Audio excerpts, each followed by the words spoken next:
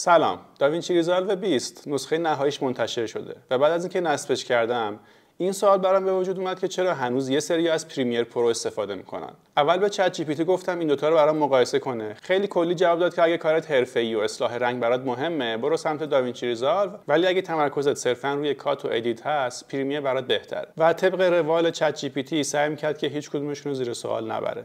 بهش گفتم تهشو بگو، داوینچی ریزالو یا پریمیر. اینجا دیگه اعتراف کرد که داوینچی بهتره، چون اولا نسخه رایگان قدرتمندی داره، دوما نسخه پولیش فقط براش یک بار هزینه میکنی و مثل پریمیر نیست که نیاز باشه ماهانه یک هزینه رو بهش بدی تا بتونی از نرم افزار استفاده کنی. و سومیش این که میتونی 0 تا 100 پروژه رو توی داوینچی انجام بدی و نیازی به نرم افزارهای مکمل مثل ادوبی آدیشن و ادوبی افتر افکتس نداری. اگه این سه تا دلیل برات کافی نیست، خودم بعد از 4 سال دوباره پریمیر رو نصب کردم که یک سری قابلیت‌های داوینچی ریزالو رو با پریمیر مقایسه کنم.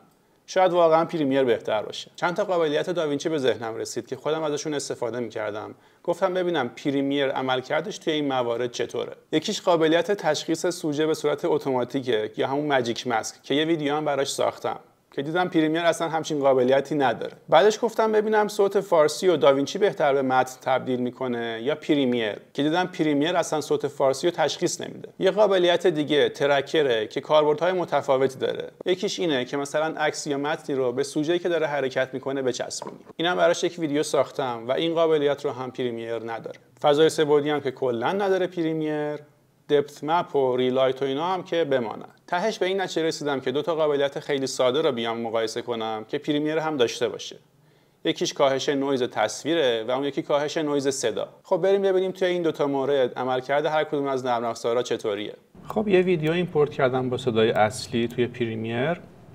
صدایی که استفاده کردم برای ویدیو نهایی با میکروفون بوده، ولی اینو با صدای خود دوربین آوردم که تاثیرات کاری که می‌کنیم رو بیشتر ببینیم. اول که اینجا نگاه کنید صدا من خیلی کم هست، باید زیادش کنم که توی پریمیر از دو جا میتونین صدا رو زیاد کنین.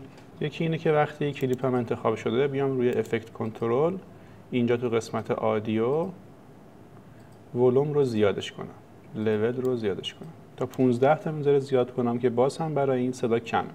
بعدش میتونم بیام توی قسمت اسنشال ساوند و اینجا کلیپ والیوم، دوباره اینجا 15 تا دیگه هم زیادش کنم. اگه این پنل ها به این شکل نیست براتون میتونین بیاین توی ویندوز ورک اسپیس و روی اسنشال کلیک بکنین تا پنل ها به همین صورت بشه. و از نسخه 2025 هم دارم استفاده میکنم. خب حالا پلی میکنم ببینم صدا در چه حد هست.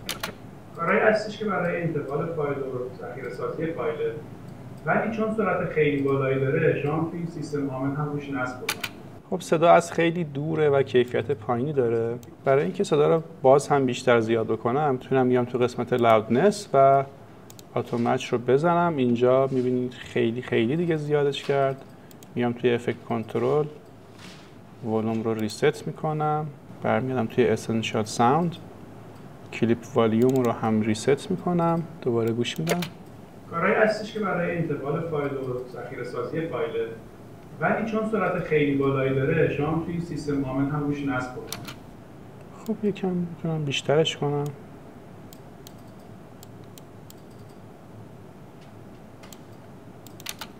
ولی چون سرعت خیلی بالایی داره شما توی سیستم عامل هم روش نصب کنید. نویز ریداکشن رو زیاد میکنم. ولی چون سرعت خیلی بالایی داره شما توی سیستم عامل هم روش نصب کنید. یکم الان تاثیرش مشخص‌تر شد. میام پایین‌تر، رامبل رو هم زیاد میکنم ببینم چه تاثیر داره. ولی چون سرعت خیلی بالایی داره شما توی سیستم عامل هم روش نصب کنید. یکم باید کمترش کرد. ولی چون سرعت خیلی بالایی داره شما توی سیستم عامل هم روش نصب کنید. دی هام رو هم فعال میکنم، رو همون دیفالت خودش میذارم. ولی چون سرعت خیلی بالایی داره شما توی سیستم عامل هم روش نصب کنید. نسبت به اون حالت اول خیلی بهتر شده و حالا بریم ببینیم که توی داوینچی ریزالو به چه صورت. حالا توی داوینچی همون ویدیو رو ایمپورت کردم. صدا خیلی کمه. اول میام توی آدیو تو پنل اینسپکتر ولوم رو زیاد میکنم، یا اینکه میتونم اینجا ولوم رو ریست بکنم، بیام روی خود آدیو کلیک راست بکنم و نورمالایز آدیو لولز رو بزنم. ازم میپرسه به چه حالتی میخوای که من معمولا یوتیوب رو انتخاب میکنم و نورمالایز رو میزنم.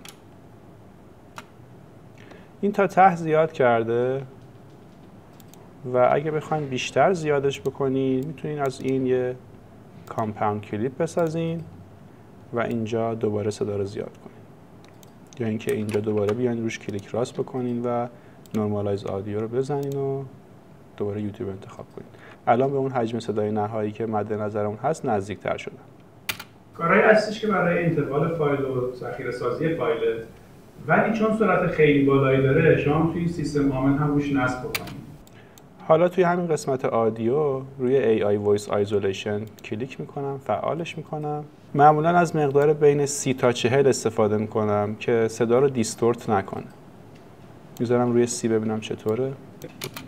کارهایی هستش که برای انتقال فایل و ذخیره سازی فایل، ولی چون سرعت خیلی بالایی داره شما توی سیستم آمن هم روش نصب بکنید.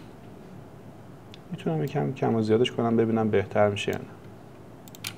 کارهایی هستش که برای انتقال فایل و ذخیره سازی فایل، ولی چون سرعت خیلی بالایی داره شما توی سیستم آمن هم روش نصب بکنید.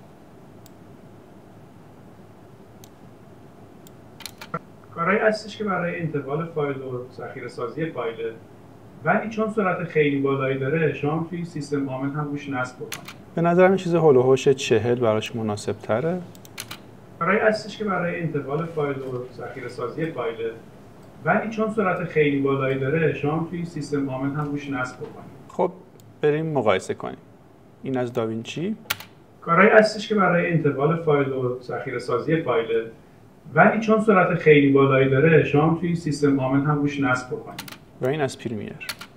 کارهایی هستش که برای انتقال فایل و ذخیره سازی فایل، ولی چون سرعت خیلی بالایی داره شما توی سیستم آمن هم روش نصب بکنید. اون اکویی که به خاطر جایی که من توش صدا ضبط کردم توی داوینچی خیلی بهتر حذف شد، ولی توی پریمیر هنوز متوجهش میشید. خب حالا بریم سراغ نویز ریداکشن.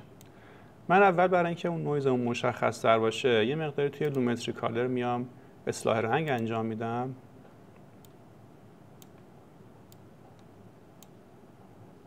هدف من اینجا اینه که مقدار نویز اضافه کنم به تصویر و نویز مشخصی داشته باشیم که بشه بعد بفهمیم نویز ریداکشن چطور عمل میکنه.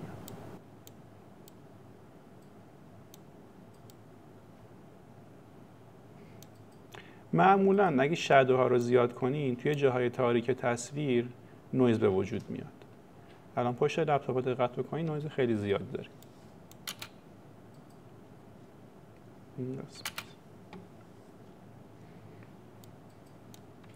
خب دیگه خیلی اینجا وقت نمیذارم، میرم توی افکت، ویدیو افکت، ایمرسیو ویدیو و VRD نویز. اینو اضافه میکنم. در حالت اولیش خیلی قویه و خیلی تصویر رو بد میکنه. شما میتونید بیاین توی این قسمت VRD نویز مقدارش رو کمتر بکنید. مثلا میذارم روی 500. زوم میکنم. هنوز زیاده. 1/10 میذارم. الان اینجا هنوز مقداری نویز هست ولی خب صورت من واقعا حالت بدی شده. بریم ببینیم که عملکرد داوینچی چطوره. خب اول اینجا خیلی راحت تر میشه کالر گریدینگ انجام داد. من با یک نود کالر ترانسفورم میتونم اصلاح رنگ اولیه ما انجام بدم.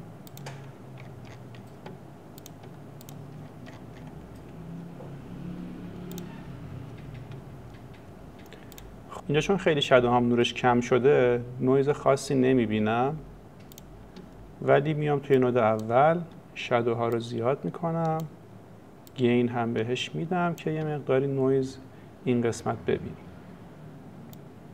گاما و لیفت هم بهش بدیم که نویز اون این قسمت زیاد بشه. خب حالا که یک مقداری نویز داریم اینجا من یک نود جدید اضافه میکنم که فقط نویز ریداکشن انجام بدم.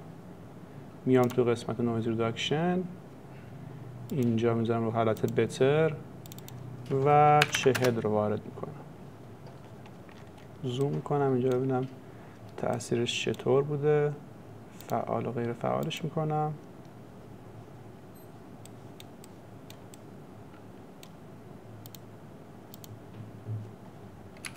جزئیات صورت رو خیلی بهتر حفظ کرده و اینجا هم می‌بینین که نویز به مقدار قابل قبولی کاهش پیدا کرده. هرچند که میتونین باز هم بیشترش بکنید. مثلا اینا روی مدیوم بذارین، عدد اینجا رو بیشتر بکنید و یه مدل نویز ریداکشن دیگه هم داره که اینو میذارم روی 3 فریم بتر، سی رو وارد میکنم.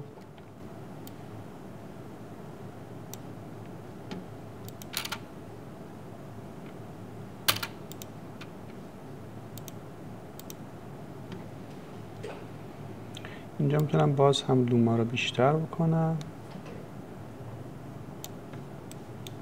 و میام روی صورت چک بکنم ببینم جزئیاتم خوب هست یا نه. جزئیات ریشمو کم شده ولی صورت حتی شاید یه مقداری نویزگیری روش بذاریم به حتی بهتر بشه. خب یک تصویر فول اسکرین داشته باشیم که با پریمیر مقایسه کنیم.